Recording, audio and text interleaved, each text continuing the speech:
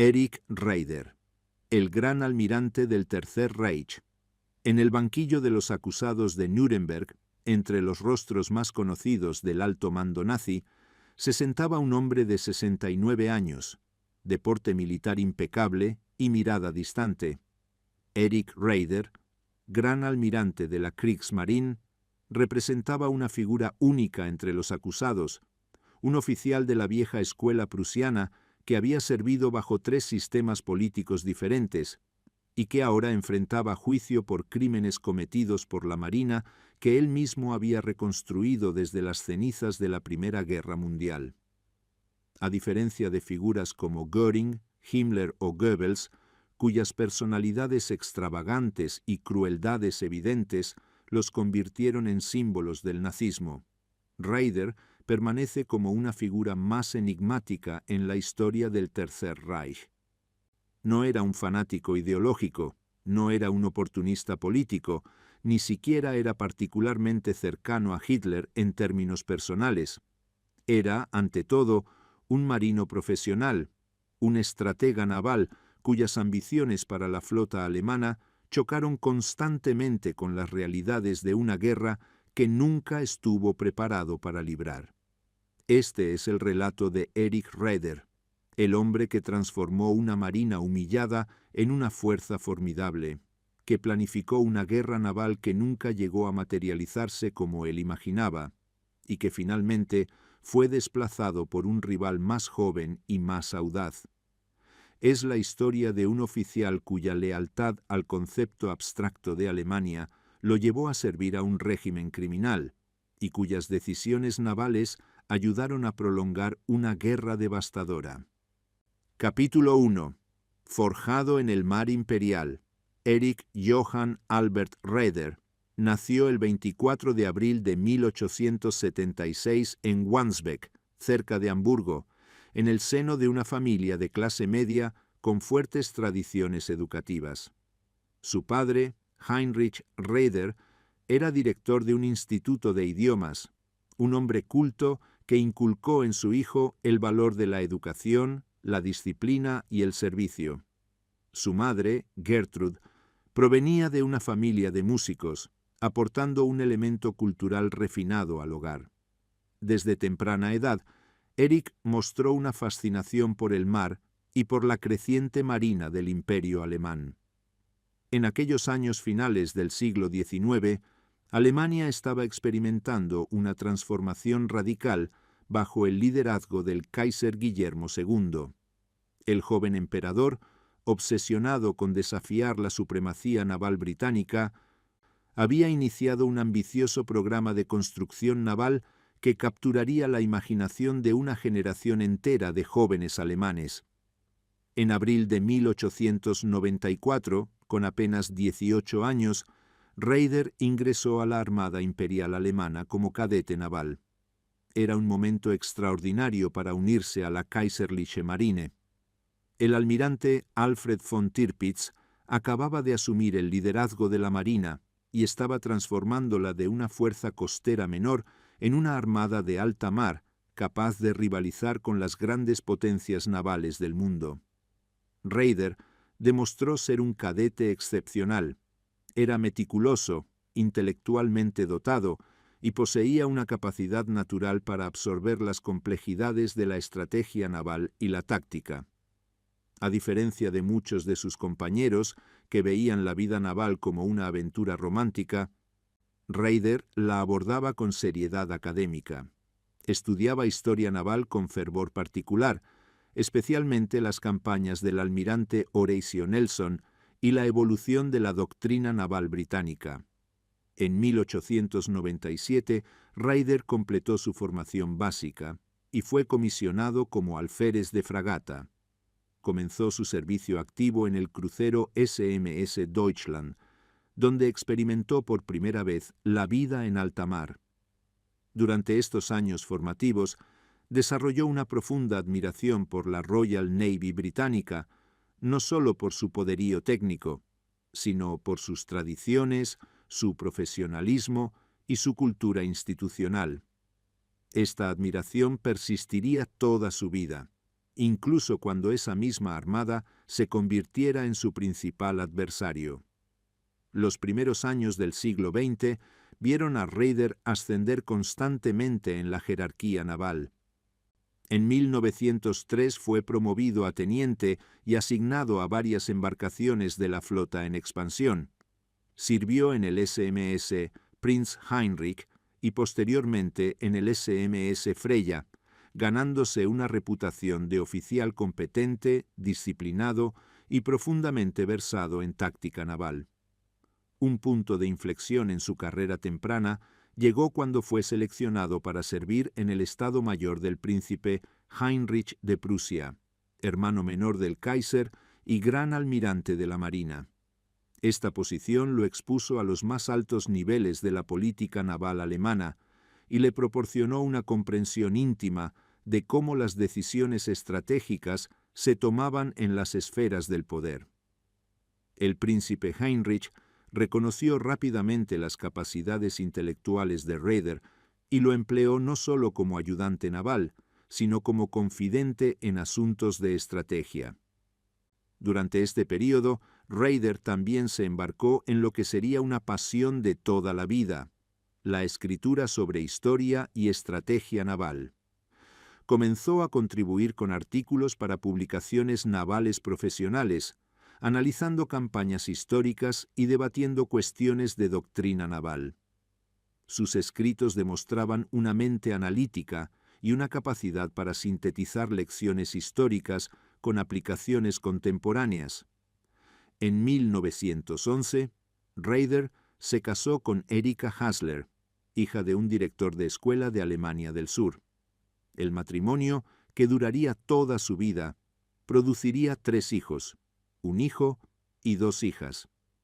Erika proporcionaba estabilidad doméstica y apoyo inquebrantable a la carrera de su esposo, manejando las frecuentes separaciones y relocalizaciones que la vida naval demandaba. Cuando estalló la Primera Guerra Mundial en agosto de 1914, Raeder era un corvettencapitán, comandante de corbeta, con casi 20 años de servicio.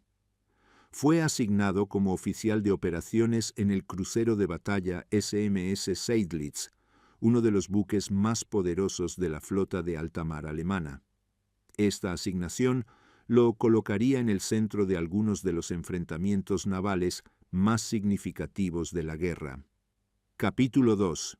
El bautismo de fuego en Jutlandia. La guerra naval que Raeder y sus contemporáneos habían anticipado resultó ser muy diferente de lo que habían imaginado. Las grandes flotas de acorazados que Alemania y Gran Bretaña habían construido con tanto cuidado no se enfrentaron en batallas decisivas al estilo de Trafalgar. En cambio, la Royal Navy impuso un bloqueo distante de Alemania, mientras que la flota de alta mar alemana permanecía en gran medida confinada a sus puertos, realizando solo incursiones ocasionales.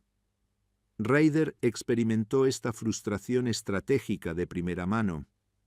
Como oficial de operaciones del SMS Seydlitz, participó en varias incursiones contra la costa británica, incluyendo el bombardeo de ciudades costeras inglesas en diciembre de 1914. Estas operaciones, aunque tácticamente exitosas, no lograron alterar el equilibrio estratégico de la guerra naval. El momento definitorio de la carrera de guerra de Raeder llegó el 31 de mayo de 1916, cuando la flota de alta mar alemana finalmente enfrentó a la gran flota británica en la batalla de Jutlandia, el mayor enfrentamiento naval de la Primera Guerra Mundial y posiblemente de toda la historia. El Seydlitz, buque insignia del primer grupo de reconocimiento bajo el mando del almirante Franz von Hipper, estuvo en el corazón de la acción más intensa. Durante la fase inicial de la batalla, el Seydlitz enfrentó al HMS Lion y otros cruceros de batalla británicos en un intercambio de fuego devastador. La experiencia fue aterradora. Proyectiles de calibre pesado atravesaban el aire, las detonaciones sacudían el buque hasta sus cimientos, y el humo y el fuego envolvían la superestructura. Raider demostró un valor excepcional bajo fuego. Cuando el Seydlitz recibió múltiples impactos directos, incluyendo uno que penetró la torre delantera y otro que causó inundaciones masivas en la proa, Raider mantuvo la calma, coordinando las respuestas de daños y asegurando que el buque pudiera continuar en la batalla. El crucero de batalla sufrió 21 impactos directos durante el enfrentamiento y 98 miembros de su tripulación murieron, con otros 55 heridos. A pesar del daño catastrófico, el Seydlitz logró regresar a puerto, una hazaña de resistencia que se atribuyó tanto a la excelente construcción alemana como a la habilidad de su tripulación. Raider emergió de Jutlandia con una profunda comprensión de la guerra naval moderna. Había visto cómo incluso los buques más poderosos podían ser devastados en minutos, cómo la niebla de la guerra podía confundir incluso a los comandantes más experimentados, y cómo el resultado táctico podía diferir del estratégico. Después de Jutlandia, Raider continuó sirviendo en varios roles de Estado Mayor. Fue transferido al almirantazgo en Berlín, donde trabajó en la sección de inteligencia naval, analizando operaciones y contribuyendo a la planificación estratégica. Esta experiencia le proporcionó una perspectiva más amplia sobre la guerra naval más allá de las operaciones tácticas. Sin embargo, para 1918, la situación estratégica de Alemania se había vuelto desesperada. El bloqueo naval británico estaba estrangulando la economía alemana, y la campaña de guerra submarina sin restricciones, aunque inicialmente prometedora, había traído a Estados Unidos a la guerra del lado de los aliados. La flota de alta mar, construida con tanto orgullo, permanecía en gran medida inactiva, sus tripulaciones cada vez más desmoralizadas. En octubre de 1918, cuando la derrota alemana era inminente, el alto mando naval ordenó a la flota realizar una última incursión suicida contra la Royal Navy, una operación diseñada para salvar el honor naval alemán, incluso si resultaba en la destrucción de la flota. Las tripulaciones, reconociendo la futilidad de tal operación, se amotinaron. El motín de Kiel se extendió rápidamente, contribuyendo al colapso del Imperio alemán y al establecimiento de la República de Weimar. Raider, quien había sido transferido a un puesto de Estado Mayor en tierra, observó estos eventos con una mezcla de horror y comprensión. Como oficial profesional, la idea del motín era anatema para él. Sin embargo, como hombre inteligente, reconocía que ordenar a los marineros que murieran en una batalla sin sentido cuando la guerra ya estaba perdida era moralmente cuestionable. Esta experiencia reforzaría su creencia de toda la vida en que las Fuerzas Armadas debían permanecer fuera de la política interna, una creencia que irónicamente contribuiría a su disposición posterior de servir al régimen nazi. Capítulo 3. Reconstruyendo desde las cenizas. El Tratado de Versalles, firmado el 28 de junio de 1919, impuso términos humillantes a Alemania. Para la Marina, las restricciones eran particularmente severas.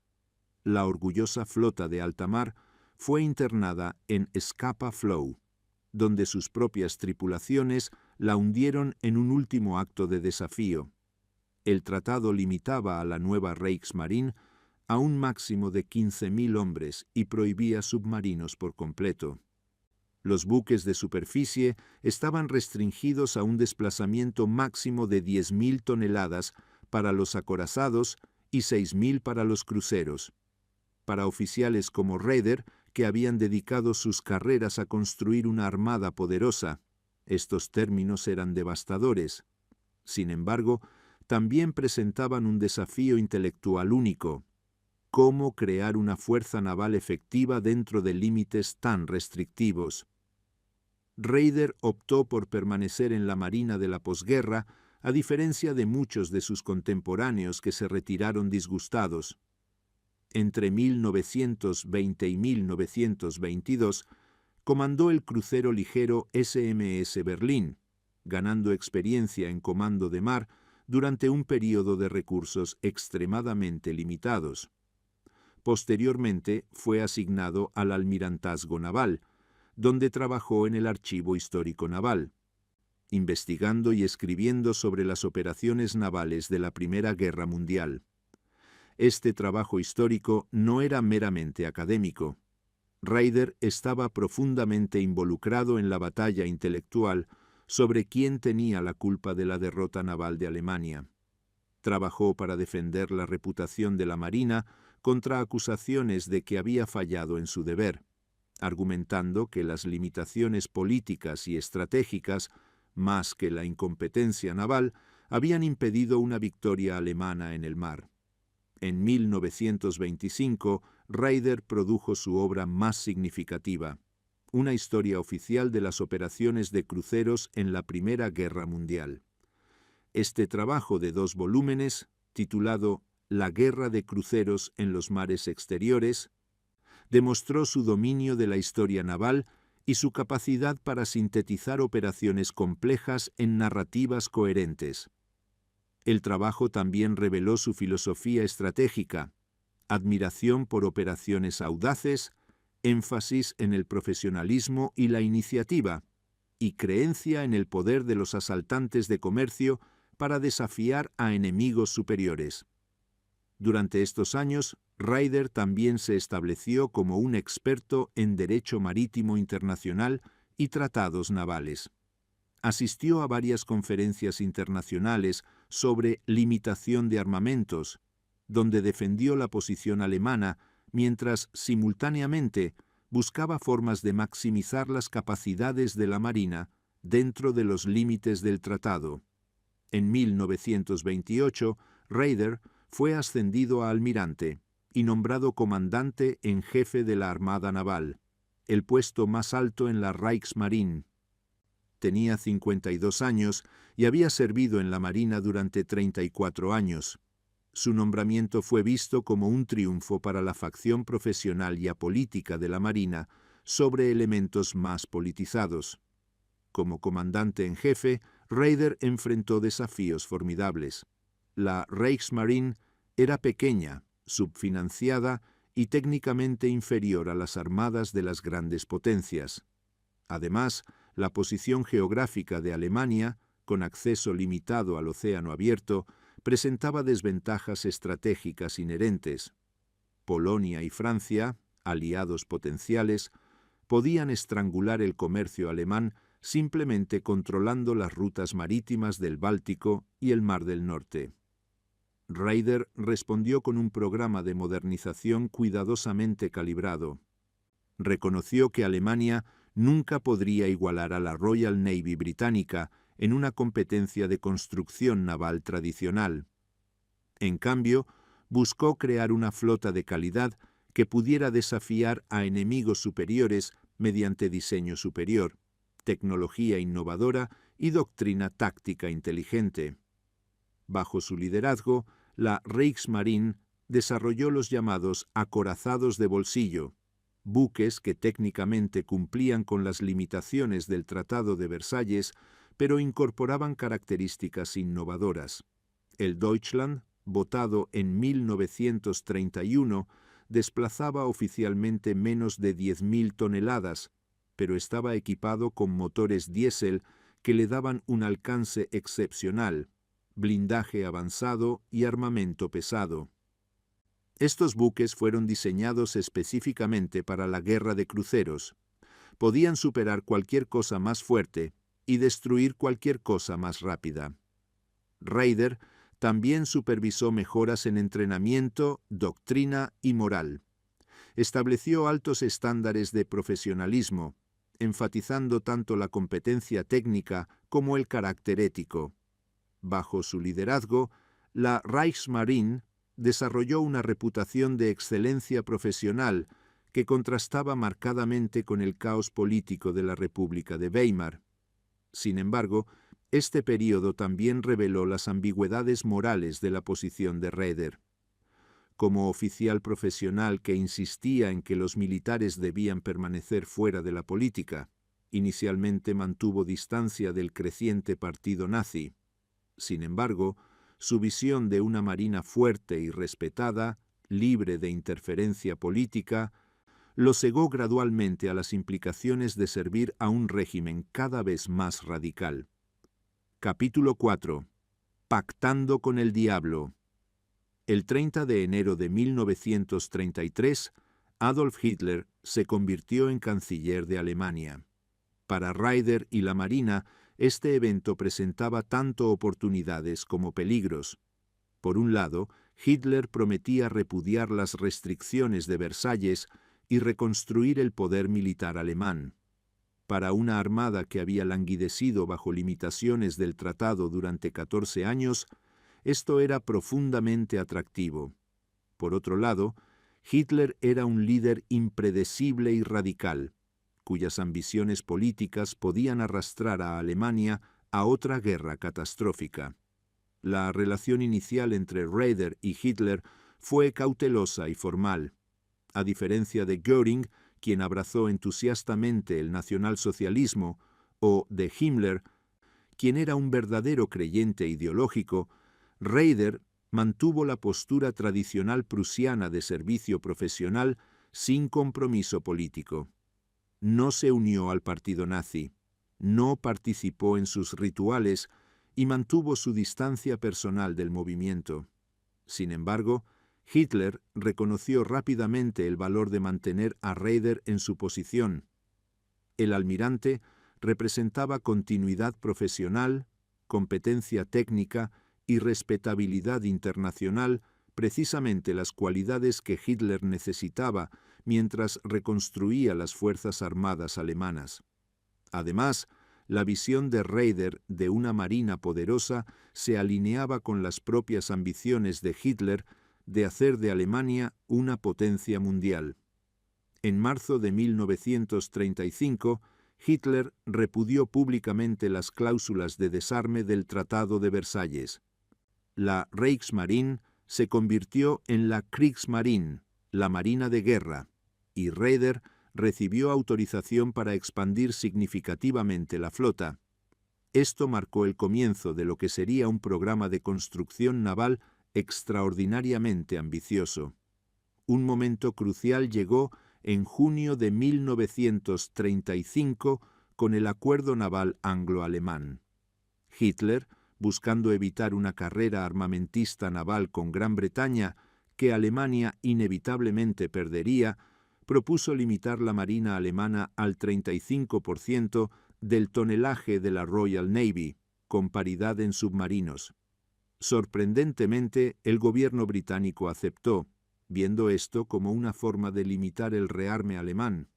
Raeder jugó un papel fundamental en las negociaciones de este tratado, y su conclusión exitosa reforzó su posición tanto con Hitler como con la comunidad naval internacional. Para Raeder, el acuerdo representaba un triunfo. Reconocimiento internacional del derecho de Alemania a una marina significativa, legitimación del programa de construcción naval y, lo más importante, tiempo para construir antes de que estallara cualquier conflicto. Con estas nuevas libertades, Raeder desarrolló su plan naval más ambicioso, el Plan Z. Este programa extraordinario, aprobado por Hitler en enero de 1939, preveía la construcción de una flota equilibrada masiva para 1948. 10 acorazados, 4 portaaviones, 3 cruceros de batalla, 15 acorazados de bolsillo, 5 cruceros pesados, 44 cruceros ligeros y 68 destructores, más 249 submarinos.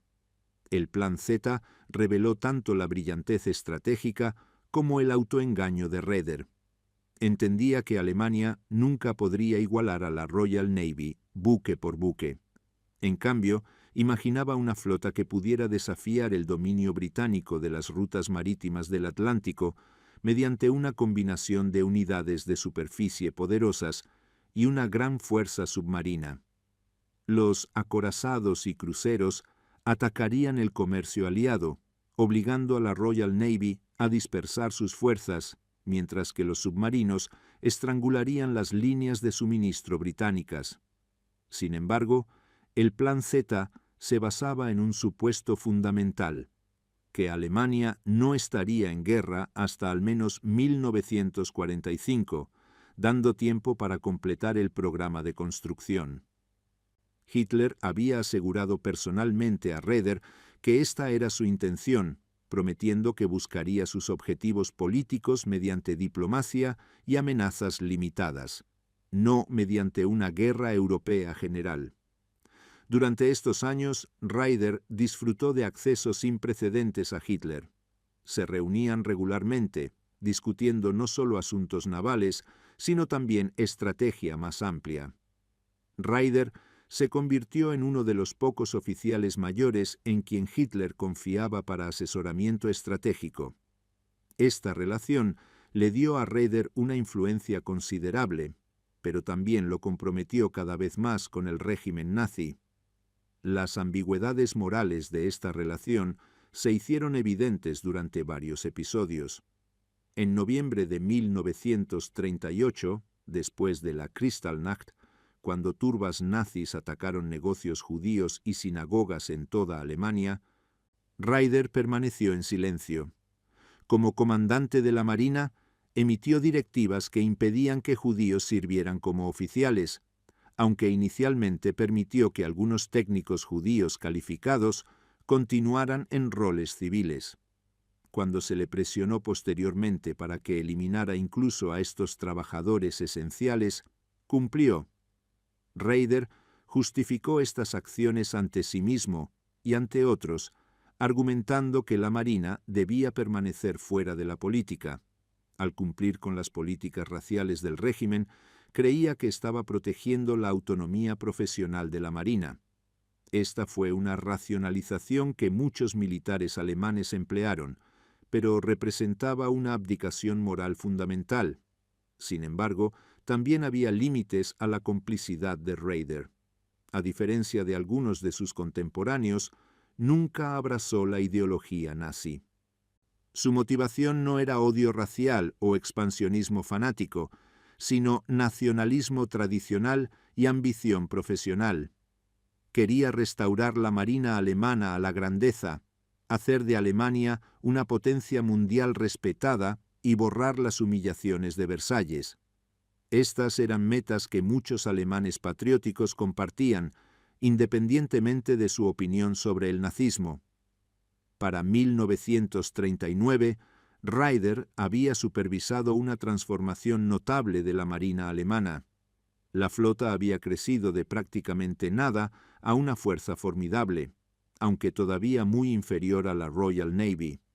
Se habían botado los acorazados Scharnhorst y Gneisenau, y el masivo Bismarck y Tirpitz estaban en construcción.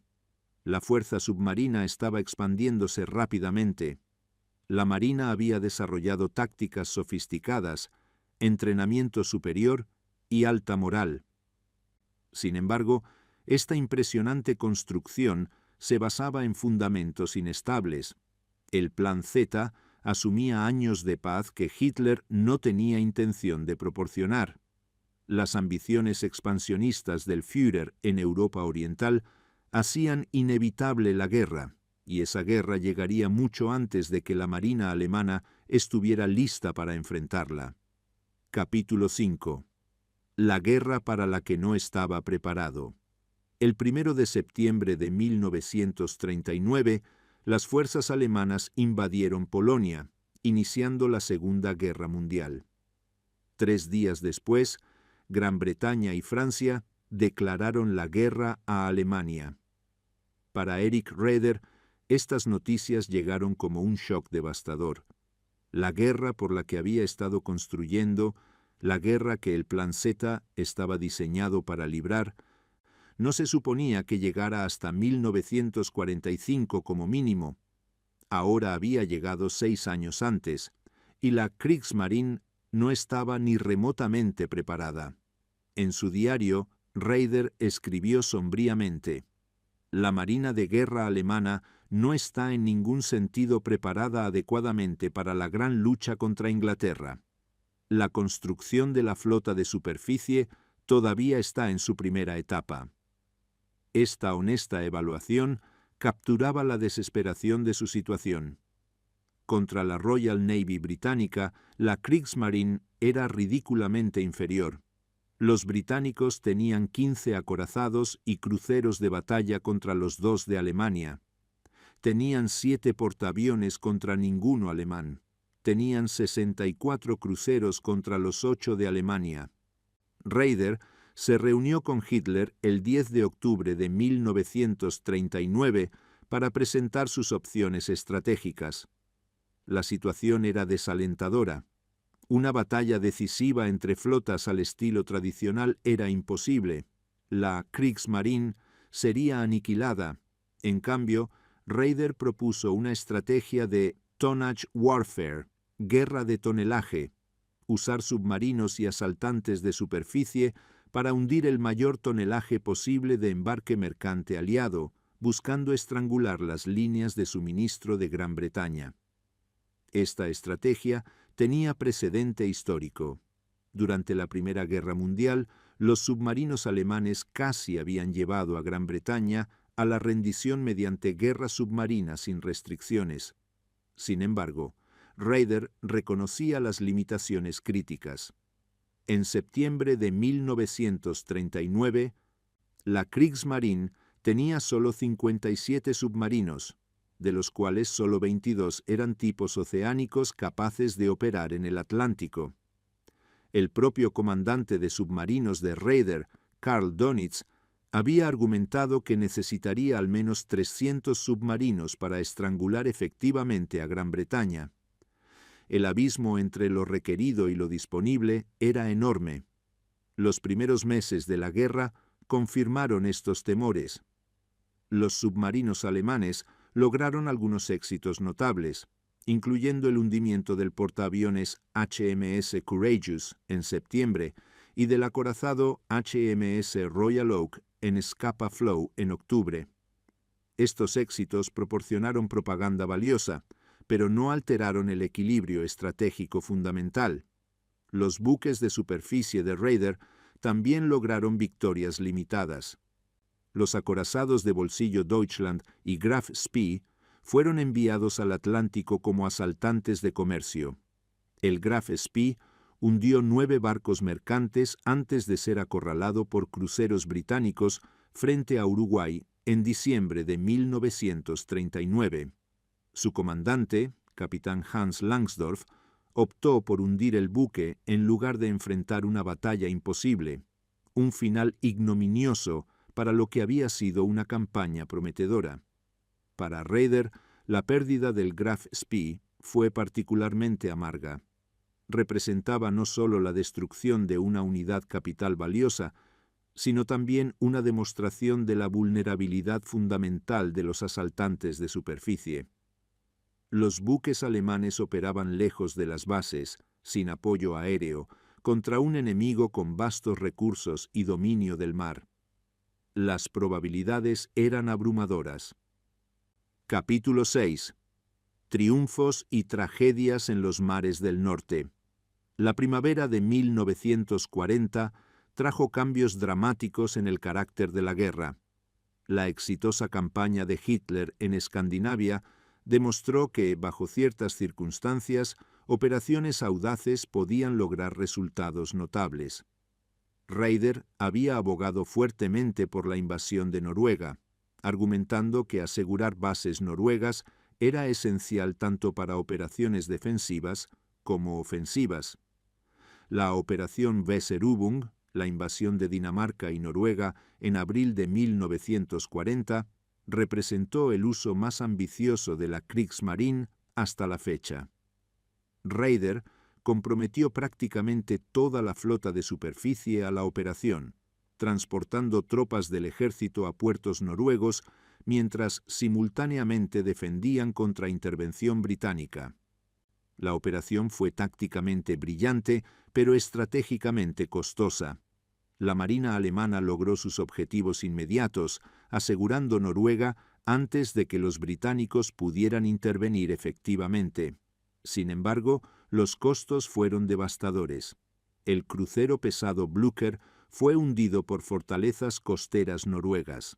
Los cruceros ligeros Königsberg y Karlsruhe fueron hundidos por ataques aéreos y submarinos británicos. 10 destructores fueron perdidos en las batallas de Narvik. 2 cruceros ligeros adicionales, Emden y Köln, fueron severamente dañados. Para Raeder, las pérdidas eran desgarradoras. En una sola campaña había perdido aproximadamente 1/3 de su flota de cruceros y casi la mitad de su fuerza de destructores. Peor aún, el acorazado de batalla Scharnhorst había sido torpedeado y requeriría meses de reparaciones.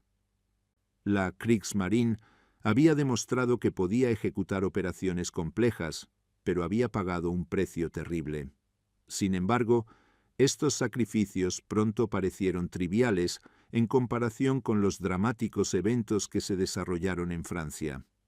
En mayo de 1940, las fuerzas alemanas lanzaron su ofensiva occidental, aplastando las defensas francesas y conduciendo al cuerpo expedicionario británico hacia el mar en Dunkerque. Para finales de junio, Francia había caído, e Inglaterra se encontraba sola contra Alemania. Esta dramática victoria alteró fundamentalmente el cálculo estratégico de Raeder. Ahora Alemania controlaba la costa atlántica desde el norte de Noruega hasta la frontera española. Los submarinos y asaltantes de superficie podían operar desde puertos franceses, cortando enormes distancias y aumentando dramáticamente su efectividad. La posición británica parecía precaria. En julio de 1940, Hitler ordenó a Raeder que preparara planes para la invasión de Inglaterra, la Operación León Marino. Raeder abordó esta tarea con profunda aprensión. Como oficial naval experimentado, entendía que una invasión anfibia exitosa de una isla defendida por una marina superior era extraordinariamente difícil, quizás imposible. Necesitaría completa superioridad aérea, condiciones meteorológicas perfectas y una coordinación sin precedentes entre los servicios. Las discusiones de planificación revelaron desacuerdos fundamentales entre los servicios alemanes. El ejército, fresco de su triunfo en Francia, veía la operación como simplemente otro cruce de río, aunque más grande. Raeder sabía mejor. Presentó a Hitler una lista desalentadora de requisitos. La Luftwaffe debía lograr superioridad aérea total sobre el Canal de la Mancha. Campos de minas debían cerrar los flancos del área de invasión, y los buques de superficie debían proporcionar protección contra intervención de la Royal Navy. Mientras estos debates continuaban, Raeder simultáneamente presionaba por una estrategia alternativa que creía más prometedora: estrangular a Gran Bretaña mediante bloqueo submarino y bombardeos aéreos mientras expandía la guerra al Mediterráneo y al Medio Oriente. Argumentaba que Gran Bretaña podía ser derrotada sin una invasión arriesgada, simplemente cortando sus líneas de suministro y capturando los cimientos de su imperio. Los eventos pronto hicieron discutible la Operación León Marino. La Luftwaffe no logró ganar superioridad aérea sobre Inglaterra durante la Batalla de Inglaterra. Para septiembre de 1940, estaba claro que las condiciones para una invasión no podían cumplirse. Hitler pospuso indefinidamente la operación, aunque nunca la canceló oficialmente. Para Raeder, el fracaso de León Marino fue tanto un alivio como una vindicación. Se había salvado de presidir lo que habría sido probablemente un desastre, y ahora podía perseguir la estrategia que favorecía: guerra de tonelaje contra el comercio británico. Capítulo 7. La batalla del Atlántico y la saga del Bismarck. El período de otoño de 1940 a primavera de 1941 representó el momento de mayor éxito del Raider. La Kriegsmarine estaba infligiendo pérdidas devastadoras al comercio aliado. Los submarinos, ahora operando desde puertos franceses, hundían barcos más rápido de lo que podían ser reemplazados.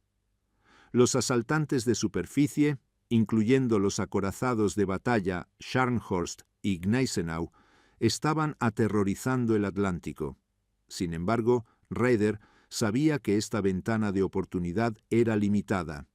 Estados Unidos, aunque oficialmente neutral, estaba apoyando cada vez más a Gran Bretaña. El tiempo favorecía a los aliados. Si Alemania iba a ganar la batalla del Atlántico, tenía que hacerlo rápidamente, antes de que el peso completo del poder industrial estadounidense entrara en acción. Con este cálculo en mente, Raeder aprobó lo que se convertiría en la operación naval alemana más famosa de la guerra, la incursión del Bismarck.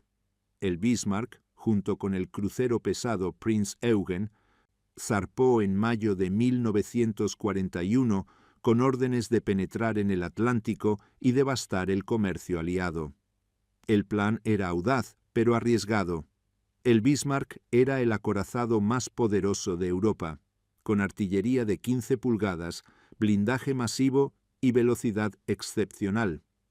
Su mera presencia en el Atlántico obligaría a los británicos a dispersar recursos enormes para rastrearlo. Sin embargo, operaría lejos de apoyo, superado en número por la flota británica y sin garantía de poder volver a puerto de forma segura. Los primeros días de la operación cumplieron las esperanzas de Raeder. El 24 de mayo, en el estrecho de Dinamarca entre Islandia y Groenlandia, el Bismarck encontró al crucero de batalla HMS Hood y al acorazado HMS Prince of Wales. En uno de los duelos artilleros más dramáticos de la historia naval, un proyectil del Bismarck penetró el depósito de municiones del Hood, causando una explosión catastrófica que hundió el buque insignia británico en minutos. Solo 3 de los 1.418 tripulantes sobrevivieron. La destrucción del Hood, el orgullo de la Royal Navy, conmocionó a Gran Bretaña y electrificó a Alemania. Para Raeder, representaba la vindicación de su estrategia de construcción naval. Un solo buque alemán bien diseñado había destruido el símbolo del poder naval británico, pero la victoria fue efímera. El Bismarck había sido dañado en la batalla, con una ruptura de combustible que dejaba una estela visible. Peor aún, su comandante, el almirante Günther Lutyens, cometió errores cruciales de comunicación que revelaron su posición. Los británicos, enfurecidos por la pérdida del Hood, desplegaron recursos masivos para rastrear el Bismarck. Durante 3 días, el Bismarck huyó hacia Francia, mientras docenas de buques británicos convergían. Los intentos de Raeder de proporcionar apoyo desde bases francesas resultaron inadecuados. El 27 de mayo, aviones torpederos del portaaviones HMS Ark Royal lograron un golpe de suerte crítico. Un torpedo dañó el timón del Bismarck, dejándolo incapaz de maniobrar. Al amanecer del 27 de mayo, los acorazados HMS King George V y HMS Rodney alcanzaron al Bismarck paralizado. Lo que siguió fue menos una batalla que una ejecución. Los acorazados británicos martillaron al Bismarck con proyectiles de calibre pesado desde múltiples ángulos. El acorazado alemán, aunque severamente dañado, continuó luchando hasta que su artillería fue silenciada, su superestructura destruida y su casco una ruina ardiente. Finalmente, torpedos del crucero HMS Dorsetshire enviaron al Bismarck a las profundidades. De una tripulación de más de 2.200, solo 116 sobrevivieron. El almirante Lutyens pereció con su buque. Para Raeder, el hundimiento del Bismarck fue devastador. Su acorazado más poderoso se había perdido en su primera misión operativa. Peor aún, el desastre demostró que los buques de superficie grandes, sin importar cuán poderosos, eran vulnerables al poder aéreo y al número superior. Si los británicos podían concentrar recursos suficientes, podían destruir cualquier buque alemán. La saga del Bismarck marcó un punto de inflexión en la estrategia naval de Raeder. Después de mayo de 1941, nunca más enviaría grandes buques de superficie a incursiones extensas en el Atlántico. El riesgo era demasiado grande y las pérdidas potenciales demasiado costosas. Los acorazados restantes, especialmente el Tirpitz, se convertirían en lo que los críticos llamarían una flota en existencia, amenazando pero raramente arriesgados en batalla. Capítulo 8. Disensión con el Führer. Cuando Alemania invadió la Unión Soviética, el 22 de junio de 1941, Raeder se encontró enfrentando una guerra completamente diferente a la que había anticipado. La Operación Barbarossa transformó el conflicto de una guerra occidental enfocada en Gran Bretaña a una lucha continental masiva en el este. Para la Marina, esto significó irrelevancia estratégica creciente. La relación de Raeder con Hitler, una vez cordial aunque formal, comenzó a deteriorarse. Los desacuerdos surgieron sobre múltiples temas: la asignación de recursos, la estrategia mediterránea y el uso de buques de superficie. Cada vez más, Raeder se encontró en desacuerdo con las prioridades del Führer. Un punto de fricción importante era la protección de Noruega. Hitler, obsesionado con la amenaza percibida de invasión aliada de Noruega, insistía en que los acorazados principales de la Kriegsmarine, especialmente el Tirpitz, se mantuvieran en aguas noruegas como fuerza disuasoria. Raeder argumentaba que estos buques podían emplearse mejor en otras operaciones, pero Hitler era inflexible.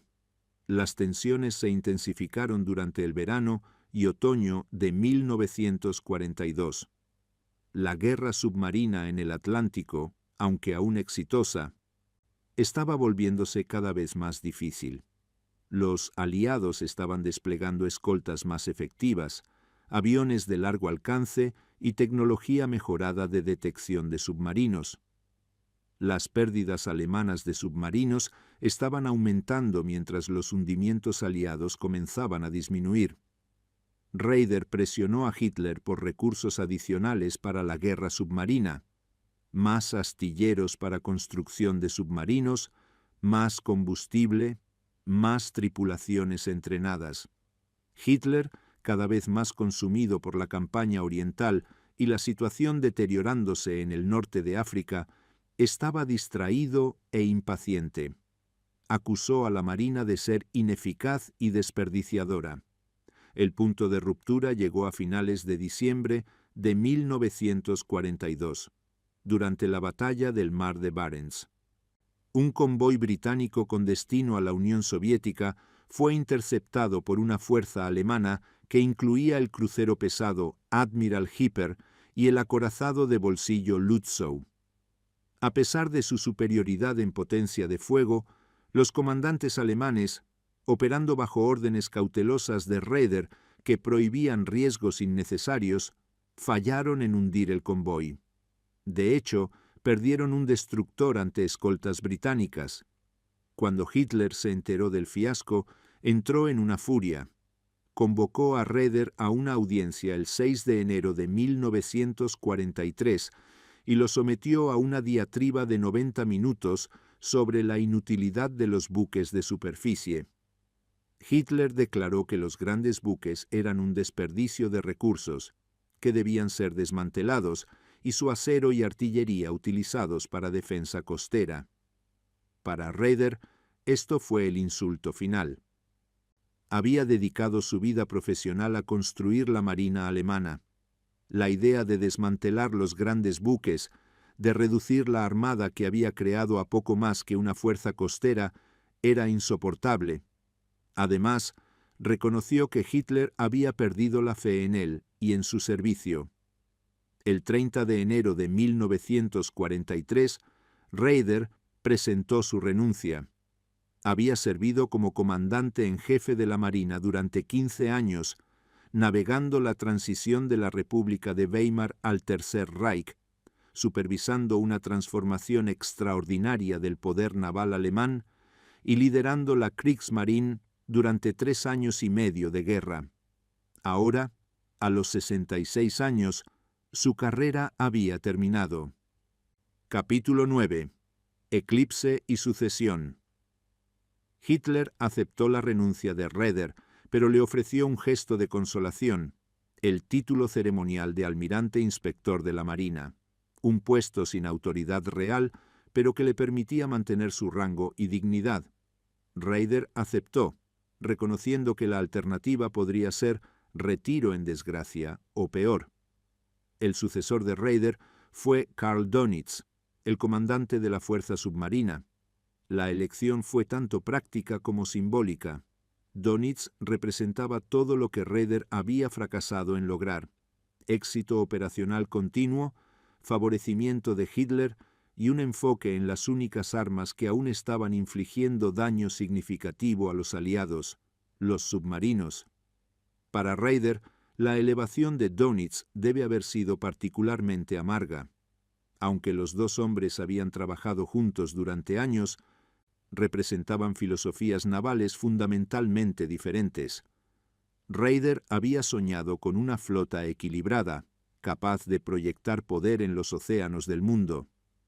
Dönitz era un pragmático que reconocía que, dadas las limitaciones de Alemania, solo la guerra submarina ofrecía esperanza realista de victoria naval.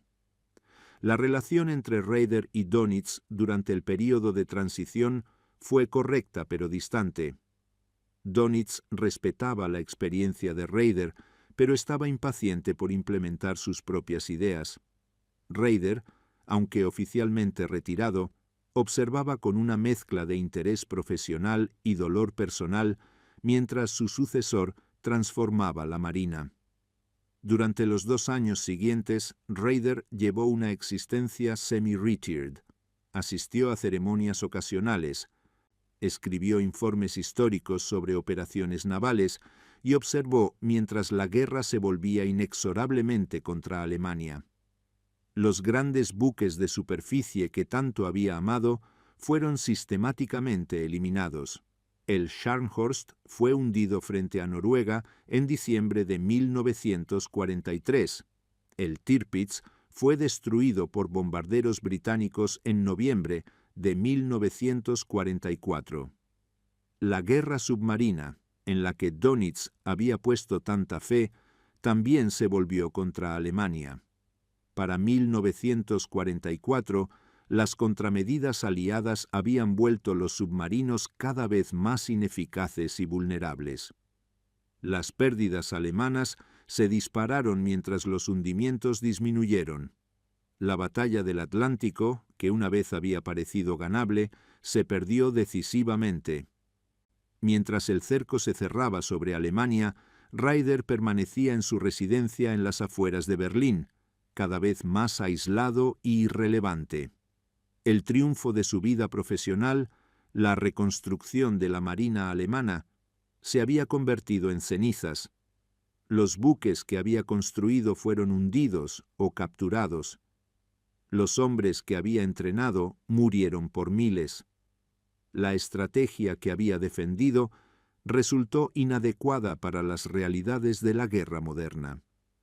En los últimos días de la guerra, mientras las tropas soviéticas se acercaban a Berlín, Raeder evacuó hacia el oeste con su familia. Fue capturado por fuerzas británicas en mayo de 1945, iniciando el capítulo final de su extraordinaria carrera. Capítulo 10. Justicia en Nuremberg. En el otoño de 1945, Erich Raeder fue transportado a Nuremberg para enfrentar juicio ante el Tribunal Militar Internacional. Entre los 24 principales criminales de guerra nazis acusados, Raeder representaba a las fuerzas armadas tradicionales alemanas, distinto de las organizaciones más obviamente criminales como las SS. La acusación presentó 4 cargos contra Raeder: conspiración para cometer crímenes contra la paz, planificación e iniciación de guerras de agresión, crímenes de guerra y crímenes contra la humanidad. Los fiscales argumentaron que Raeder había sido fundamental en el rearme alemán, que había participado en la planificación de guerras agresivas y que la Marina bajo su mando había cometido atrocidades. Raeder abordó el juicio con la misma meticulosidad que había aplicado a sus deberes navales. Se preparó extensamente, revisó documentos y construyó su defensa alrededor de varios argumentos centrales. Primero, insistió en que había sido un soldado profesional cumpliendo con su deber, no un conspirador político. Segundo, argumentó que reconstruir la Marina alemana era legítimo bajo el derecho internacional, particularmente dado el acuerdo naval anglo-alemán. Tercero, negó conocimiento de crímenes específicos cometidos por personal naval. Su testimonio reveló tanto dignidad como autoengaño. Cuando se le preguntó sobre su lealtad a Hitler, Raeder explicó que había jurado lealtad al Estado alemán y consideraba obligatorio cumplir ese juramento. Cuando se le confrontó con pruebas de la participación de la Marina en atrocidades, expresó sorpresa y negó conocimiento personal. Sin embargo, el caso de la acusación era formidable. Los documentos demostraban que Raeder había participado en reuniones donde se discutieron planes agresivos de guerra. Había apoyado la invasión de Noruega, argumentando que era necesario para asegurar el suministro de mineral de hierro de Suecia. Había defendido la guerra submarina sin restricciones, que inevitablemente resultó en la muerte de marineros mercantes civiles. Quizás los cargos más perjudiciales concernían a 2 políticas específicas. Primero, la directiva Commando Order de Hitler, que ordenaba la ejecución de comandos capturados, había sido distribuida a las fuerzas navales bajo la autoridad de Raeder. Aunque dejó el cargo antes de que ocurrieran muchas ejecuciones bajo esta orden, había conocimiento de la política. Segundo, hubo evidencia de que submarinos alemanes habían atacado deliberadamente a sobrevivientes de naufragios en algunas ocasiones, violando las convenciones navales internacionales. El 1 de octubre de 1946, el tribunal entregó su veredicto. Raeder fue declarado culpable de los 3 primeros cargos: conspiración, crímenes contra la paz y crímenes de guerra. Fue absuelto del 4º cargo, crímenes contra la humanidad. El tribunal reconoció que, aunque Raeder había participado en la planificación de guerras agresivas y la Marina bajo su mando había cometido crímenes de guerra, no había evidencia de su participación en atrocidades masivas contra civiles del tipo que caracterizaban los crímenes contra la humanidad. La sentencia fue cadena perpetua. A los 70 años, esto significaba efectivamente que Raeder pasaría sus años restantes en prisión. Capítulo 11. Años de prisión y reflexión final. Raeder fue enviado a la prisión de Spandau en Berlín, donde se unió a otros 6 convictos de Nuremberg: Hess, Funk, von Schirach, Speer, von Neurath y Dönitz. La prisión, administrada conjuntamente por las 4 potencias ocupantes, se convirtió en su hogar durante los siguientes 9 años. La vida en Spandau era rigurosa pero no brutal. Los prisioneros tenían celdas individuales, tiempo de ejercicio en el jardín de la prisión y acceso limitado a libros. Sin embargo, las reglas eran estrictas: sin visitas de familiares, comunicación mínima con el mundo exterior y supervisión constante por guardias rotando entre las potencias aliadas. Para Raeder, ahora un anciano con problemas de salud crecientes, la prisión era particularmente difícil. Sufría de problemas cardíacos y otras dolencias relacionadas con la edad. Su esposa, Erika, hizo campaña incansablemente por su liberación, argumentando que continuar su encarcelamiento por razones humanitarias era cruel. Dentro de Spandau, Raeder mantuvo la disciplina que había caracterizado su vida naval. Se levantaba temprano, mantenía su celda meticulosamente ordenada y usaba su tiempo para escribir. Comenzó a redactar sus memorias, un relato de 2 volúmenes de su vida naval titulado Mi vida, que eventualmente sería publicado después de su liberación. En estas memorias, Raeder presentó su defensa ante la historia. Argumentaba que había sido un patriota alemán leal que buscaba servir a su país lo mejor que podía. Admitía errores de juicio, particularmente en subestimar las ambiciones agresivas de Hitler, pero mantenía que sus acciones habían estado dentro de los límites del deber militar profesional. La salud de Raeder continuó deteriorándose. Para 1955 estaba claro que podría no sobrevivir mucho más tiempo en prisión. Sus médicos recomendaron liberación por razones humanitarias. Finalmente, el 26 de septiembre de 1955, después de servir 9 años de su sentencia de cadena perpetua, Raeder fue liberado de Spandau por razones de salud. Emergió a una Alemania completamente transformada. El país que había conocido, el Reich de 1000 años que se suponía duraría generaciones, se había dividido en 2 estados rivales. La Alemania occidental, donde vivió sus últimos años, era una democracia próspera aliada con las mismas potencias occidentales contra las que había luchado. La Alemania oriental estaba bajo control comunista soviético. Raeder se estableció en Kiel, apropiadamente una ciudad naval.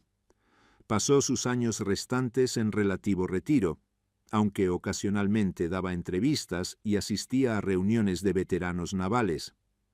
Completó sus memorias, que fueron publicadas en 1957 y proporcionaban una de las pocas perspectivas de primera mano sobre la planificación naval alemana durante la era nazi. Sus memorias revelaban a un hombre sin arrepentirse completamente de su servicio, pero consciente de que había formado parte de algo fundamentalmente malo. Raeder nunca se convirtió en un apologista del nazismo. De hecho, expresó disgusto por muchas políticas nazis, pero tampoco se enfrentó completamente a las implicaciones morales de haber servido al régimen. Mantenía que las Fuerzas Armadas debían permanecer fuera de la política, aparentemente inconscientes de que esta postura misma había permitido que el régimen nazi explotara el poder militar alemán para fines criminales. Conclusión: el legado de un comandante naval. Erich Raeder murió el 6 de noviembre de 1960, a los 84 años, en Kiel. Fue enterrado con honores militares completos, asistido por veteranos de la Armada alemana.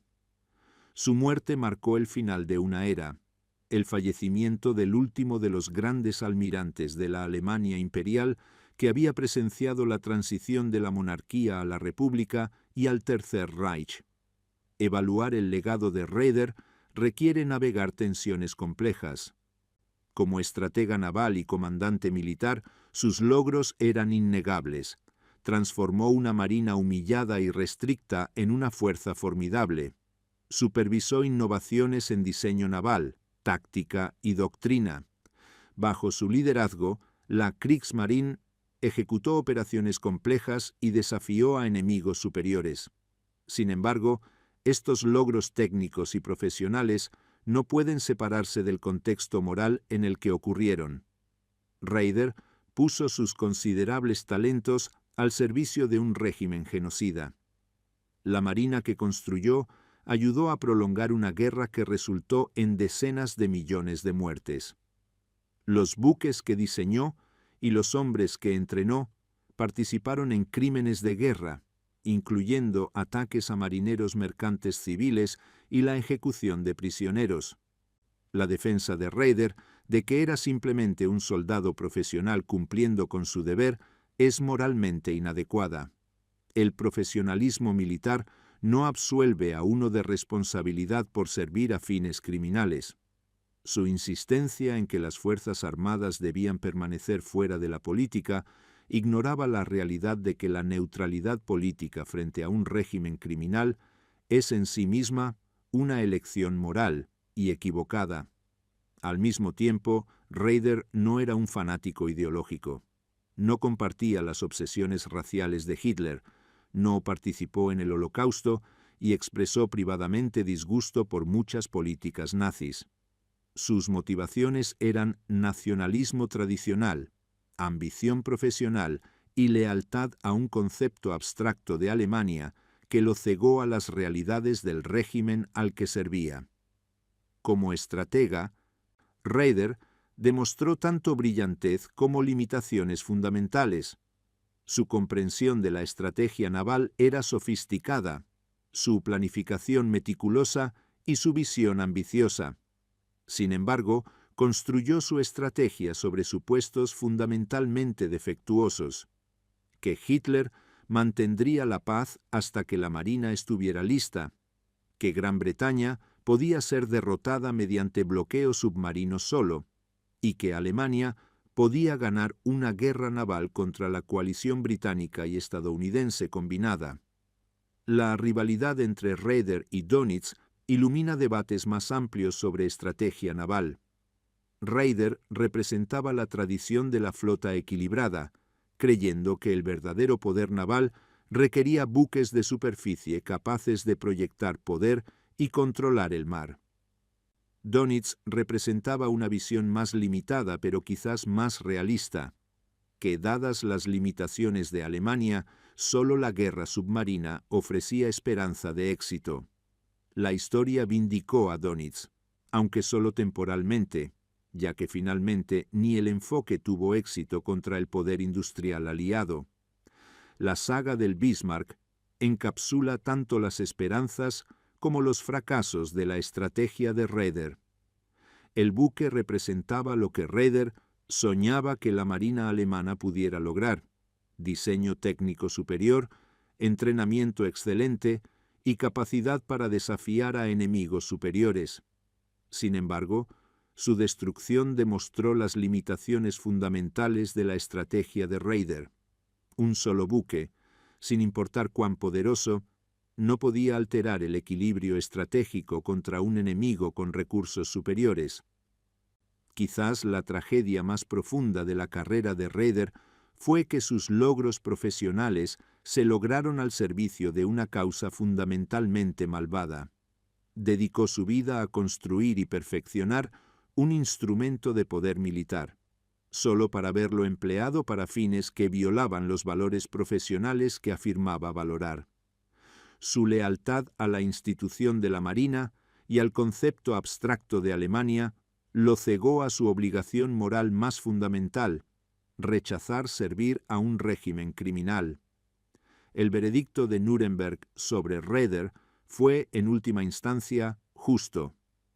Aunque no era un nazi fanático y no había participado en las peores atrocidades del régimen, había sido fundamental en la construcción de la máquina militar que hizo posible la agresión alemana. Había planificado y ejecutado guerras de agresión. Bajo su mando, la Marina había cometido crímenes de guerra.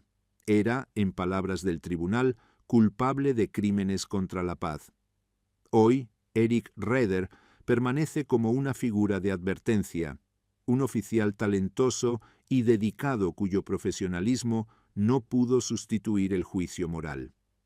Su carrera ilustra cómo individuos motivados por patriotismo, ambición profesional y lealtad institucional pueden convertirse en cómplices de grandes males cuando fallan en reconocer que algunas causas no merecen ser servidas, algunos órdenes no merecen ser obedecidas y algunas guerras no merecen ser libradas. Para las generaciones futuras de oficiales militares, la lección de Raeder es clara. La competencia profesional, la dedicación institucional y el servicio patriótico no son suficientes. Los militares deben mantener su responsabilidad moral última más allá de la obediencia y la disciplina. Deben reconocer que el profesionalismo sin brújula moral puede conducir al desastre y que la lealtad a instituciones o naciones abstractas nunca puede sustituir la adhesión a principios éticos fundamentales. La vida de Erich Raeder abarcó algunos de los períodos más tumultuosos de la historia alemana. Fue testigo del ascenso y caída de 3 sistemas políticos diferentes. Sirvió bajo el Kaiser, navegó la República de Weimar y finalmente prestó sus talentos al Tercer Reich. A través de todo esto, mantuvo su identidad como marino profesional, comprometido con la excelencia, la disciplina y el servicio. Sin embargo, en última instancia, ese compromiso con el profesionalismo, sin un compromiso correspondiente con valores morales más altos, lo llevó a servir a una de las empresas más malévolas de la historia humana. Sus logros técnicos como almirante no pueden redimir esa elección fundamental. Su legado permanece como un recordatorio aleccionador de que el talento, la dedicación y el profesionalismo, sin orientación moral, pueden conducir incluso a individuos honorables a servir a fines deshonrosos.